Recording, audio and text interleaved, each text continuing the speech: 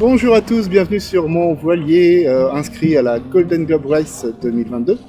Alors qu'est-ce que c'est que la Golden Globe Race 2022? C'est une course un peu comme le Vendée Globe, c'est en solitaire, sans escale, sans assistance, course autour du monde et départ des Sables d'Olonne et arrivée aux Sables d'Olonne. La Golden Globe Race 2022, en plus du Vendée Globe, parce que même si c'est le même trajet, donc on part des Sables d'Olonne, on arrive sous l'Afrique, on arrive donc Cap de Bonne-Espérance, on arrive sous l'Australie, Cap Lewin, sous la Nouvelle-Zélande, sous l'Amérique, puisque c'est le Cap Horn, et on remonte. Mais en plus de ce même parcours, on a des bateaux qui sont des bateaux anciens, des bateaux de série, c'est-à-dire des bateaux de Monsieur Tout-le-Monde. Le bateau doit être tiré au moins à 20 exemplaires. Et ce sont des bateaux de relative petite taille, ils font entre 9 et 11 mètres. Et puis surtout, il n'y a pas de technologie moderne. C'est-à-dire que tout ce que nous on connaît, et ce qu'on a totalement apprivoisé maintenant de nos jours, le GPS par exemple, le GPS, la télécommunication, le téléphone, les réseaux sociaux, toutes les choses sur notre téléphone portable, on n'aura pas. On n'aura ni GPS, ni téléphone. On aura un téléphone avec lequel on peut appeler la course, mais uniquement la course. Alors cette course, plutôt que de durer 2-3 mois, elle va durer entre 7 et 9 mois, voire plus, on ne sait jamais. Et c'est certainement la course ou l'aventure la plus longue qui existe actuellement. Ça va être une sorte d'énorme marathon où il va falloir économiser le matériel, l'équipage. Enfin l'équipage, vous avez la totalité de l'équipage devant vous, c'est une course en solitaire. Et puis il va falloir réussir à aller jusqu'au bout. Déjà réussir à aller jusqu'au bout sera la première réussite. Ensuite, ici on est sur le ponton du Vendée Globe.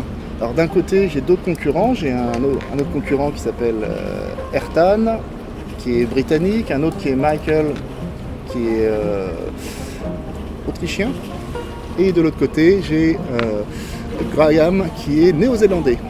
Alors au départ de la course on sera à peu près 28 au départ de la course si tout le monde est présent. Il y aura sûrement des abandons en départ de course, donc on sera peut-être une vingtaine. Et à l'arrivée de la course, si on est la moitié, ce serait très très bien.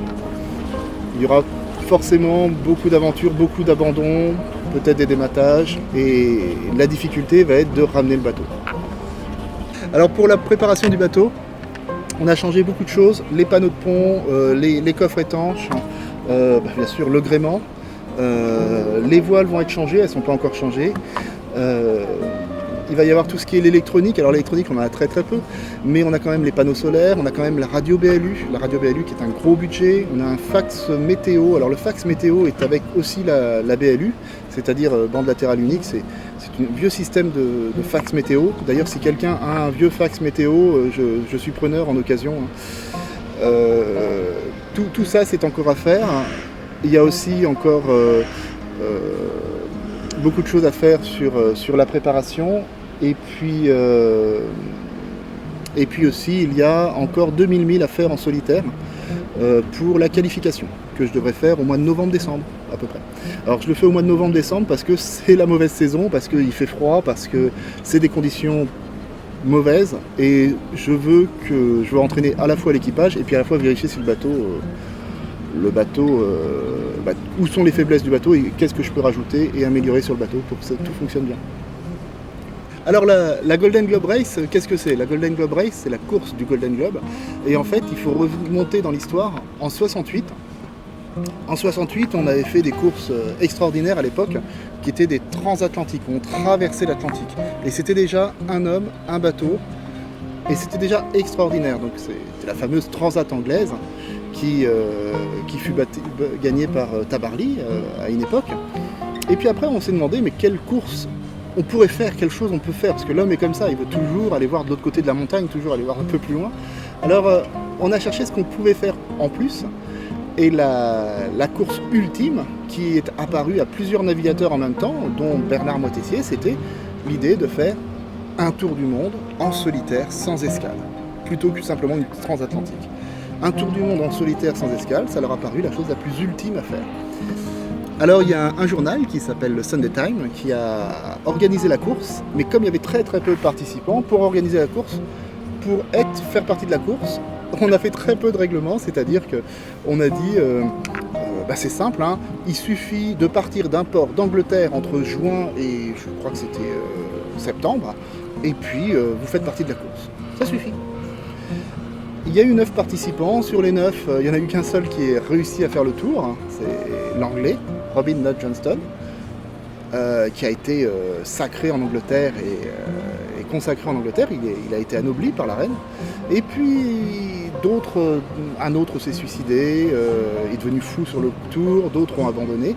Un bateau s'est disloqué, un trimaran est parti en 3 morceaux et la personne a pu être sauvée. En fait, ça a été des histoires incroyables. Et dans ces histoires incroyables, il y a eu Bernard Moitessier. Moitessier, lui, va faire une longue route, un voyage assez extraordinaire. Il va passer sous l'Afrique, Cap de Bonne-Espérance, passer sous l'Australie, passer sous le Cap Horn. Et a priori, il serait favorisé, enfin, il serait en très très bonne place.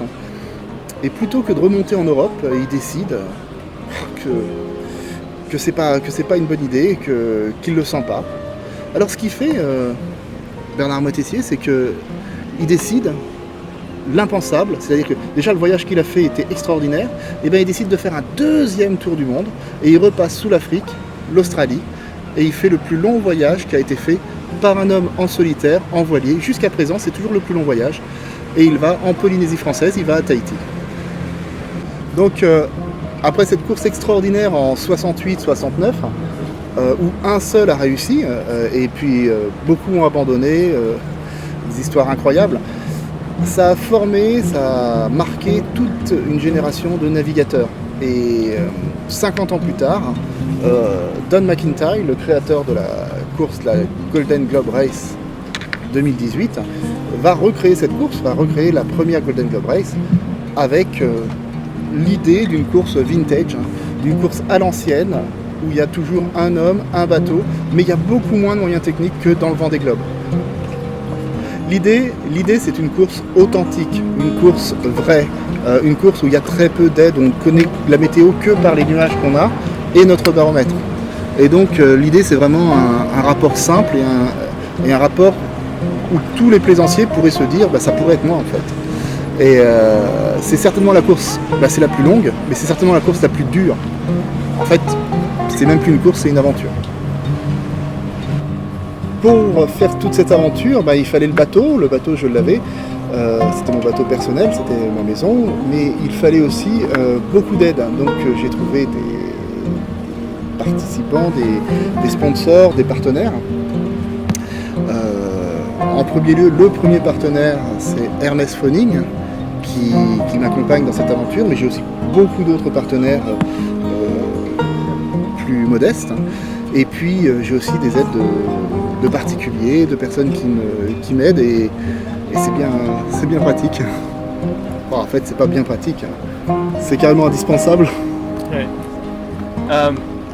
Alors cette aide est complètement indispensable parce que mine de rien, ça demande beaucoup de moyens, les voiles, le gréement, toutes les pièces. En fait, ça coûte très cher. Et alors moi, tous mes revenus passent là-dedans, évidemment, mais ça n'aurait pas suffi pour être au départ de la course.